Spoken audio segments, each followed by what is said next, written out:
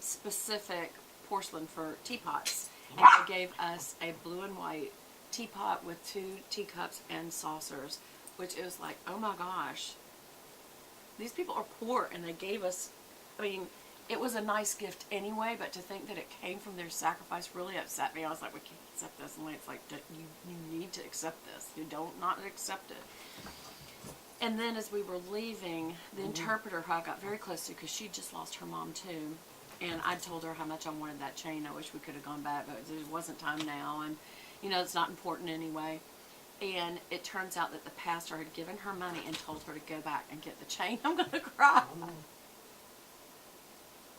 These are very poor people. And I was like, I cannot accept this. This is too great a gift. Please keep it for yourself.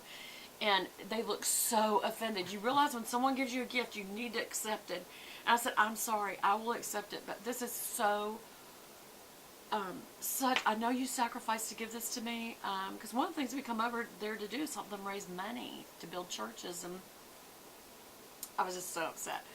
So this is like a super sentimental piece to me. And then also because I told Lancy that I love butterflies and why I love them, that it's a symbol, like the cross is, of new life. My old sins are at the cross, and I have a new life. I'm a new creature in Christ. So I just love the symbol of the butterfly. And then one Valentine's or birthday, he does spoil me so much, y'all, I can't tell. But this was a Tiffany's butterfly that I told him, I said, oh, that's so pretty, I love it. And next thing I know, he got it for me. So very, very sentimental stuff. I'm trying to think if there's anything else super sentimental. Of course, my wedding bands. This isn't sentimental. This is just, here's a great example. This is a very valuable ring. It's probably worth about $2 grand when I got it. And I can't remember what it's worth now, because that was probably 30-something years ago when my house was broken into, and they got the ring of my mother's. And it meant so much more than this does, because it was the only really like diamond and ruby ring my dad gave my mom. And the fact that, and I never took off my gold jewelry. I never wore silver. And one day I decided to wear silver, so I took all my jewelry off and laid it on my dresser. And someone broke in that day. That was kind of weird. I almost planned. It was kind of really weird that was the only day I took my jewelry off. I never took my jewelry off. I had a cross. I had a necklace. I had my mother's ring. A couple of things. And I wore them all the time in the shower. And slept in them, everything. Never took them off. And so when we, I went and tried to find everything, and, you know, went to local pawn shops. I did find the cross. And I looked at the guy and I said, this is stolen property. And he goes, well, I will give it to you for this price. I said, you will give it to me or I will call the police. And he called it, and he said, I said, I'll call my insurance company and we'll have this taken care of. He goes, that's okay. And he gave it to me because he obviously had not, they're supposed to background check. They're supposed to do things when you sell to a pawn shop that they clearly, somebody came in there and just like dumped goods, because it was literally the next pawn shop up on the highway. I just decided, let's just try the first one up. Got off the exit, tried it. Sure enough, there's my cross. Because I told him, I said, the chain will have a bent place, because I had to bite it with my teeth on the catch, and it is a Batuta chain, which isn't even sold anymore. And the style of the cross, and it was solid. It wasn't, you know, like nowadays they rarely give you solid ones. And so he knew he'd done wrong. It was kind of weird. So the whole thing was weird. But because of all that, when I got the insurance money, then of course there's no replacing my mom's ring. They didn't make it anymore. So I got this ring from the same jeweler. It's Bailey Banks and Biddle. I don't even know if y'all know that, because I don't even think they have them anymore. But it was a cocktail ring, and that's what they used to call them, cocktail rings. And I wore it on my ring finger. And then one day I saw a movie with Cary Grant and Rebecca, what's her name? I can't remember. I think it's called An Affair to Remember. And she had an engagement ring, but she wouldn't wear it on her engagement finger from this guy. She would wear it on her pinky finger. And it just looked so cool to have this big ring on just her pinky finger. And I didn't have any other rings, so that was just, it was on my pinky finger, and that's why I started wearing it. So it's not sentimental at all. No one's ever asked me for it, but I don't think I would even blink to give it to someone. Don't y'all say, I'll take that ring. But anyway, but I mean, I would not give up my wedding rings. I would not give up, these are sterling pieces, but I would not give these up for anyone. I mean, they'll be in my will to my my kids or a best friend or something. Someone will appreciate it, that it was you know, that knows the story and would appreciate it. That's the only person I'll give it. So anyway, I have no idea where we are. Except I need to drink some coffee. I'm telling y'all so many stories. Okay, so what we were going to do, remember, okay, I knew I was way over. And I may not get to put my mascara and everything else on, but what I wanted to do was, I've got this stack of palettes. I kid you not, there's a stack sitting here, and there's another stack in my bedroom. The things I pulled out that I thought, you know, these are great palettes. And I looked at these two today. These are both from Tarte. This is the Tartelette in Bloom. There was two of these, and one was, I can't remember what the other one, it may have just been Tartelette, and then this one was Tartelette in Bloom. And then this is one of the Tarte, this is in a series, and this one actually is called Courage. So how ironic. And this is the one I'm going to use today. This is a face palette, and as you can see, it says Courage right there. This is just perfect for just warm neutral face palette. You can take this on a trip. It's durable. It looks like a gold leather, but it's a leatherette. And it says, she dreamed, she believed, she succeeded. Ironic in the story I just told you. So I'll show you the Tartelette next time. Tartelette in Bloom next time. But I wanted to use this one today. And this is why I wish I didn't wear glasses. Because the timer's too far away for me to see. But anyway, that's why I just always run over and we just keep going and talking and doing.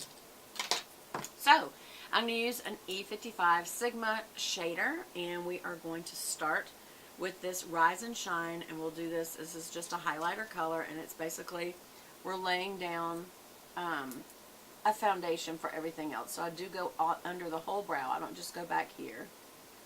And a lot of times I go back and forth to make sure it gets good in the pores, and then I just bring it down.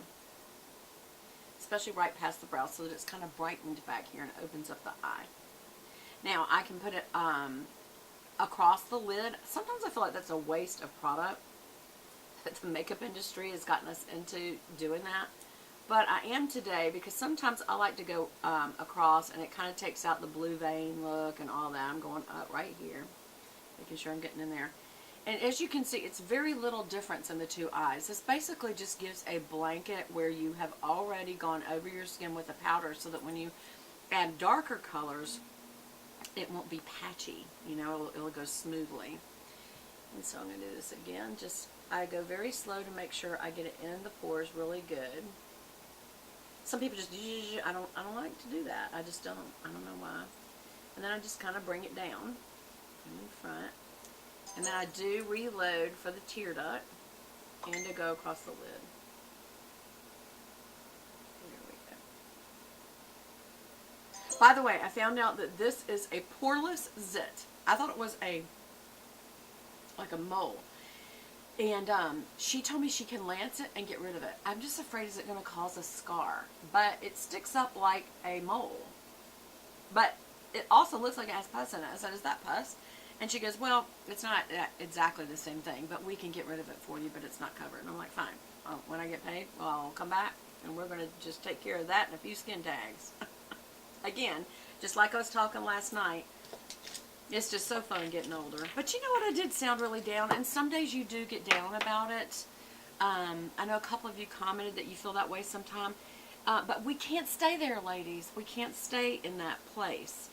You can't live in that, or you will get situational depression, and that depression can keep you so far down that your hormones will change, and then you can have like a chemical change in your body where you actually have clinical depression. So we want to nip it early on. It's okay to talk about it when you're down, but we don't want to live there. We want to come out of it.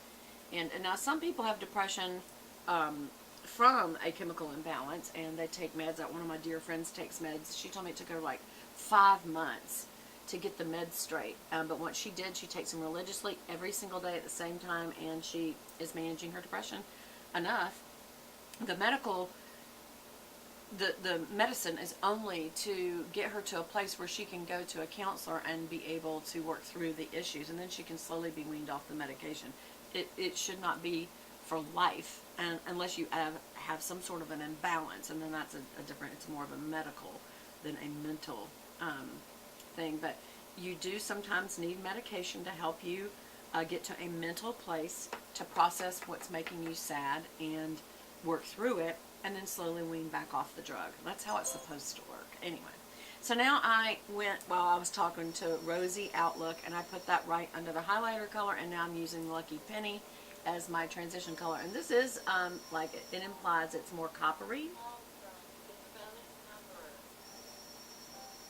That's so funny. Call from invalid number. Invalid number. Little robot. Okay, sorry about that, y'all. Y'all know that when I'm at home and I film, sometimes we're gonna have these telemarketers in the background. I need to go cut that off when I film, and I always forget to. So please forgive me. So this is the good heavens, how many times? Invalid number. Okay, so now you can do one of two things. You can go really dark, like for evening, or you can just use this as a liner. Or you can go to this color. So these three are just really this. You can either go this way with this pink, or you can go this way with the browns. And either way, this is just a very good. Good heavens, that is a.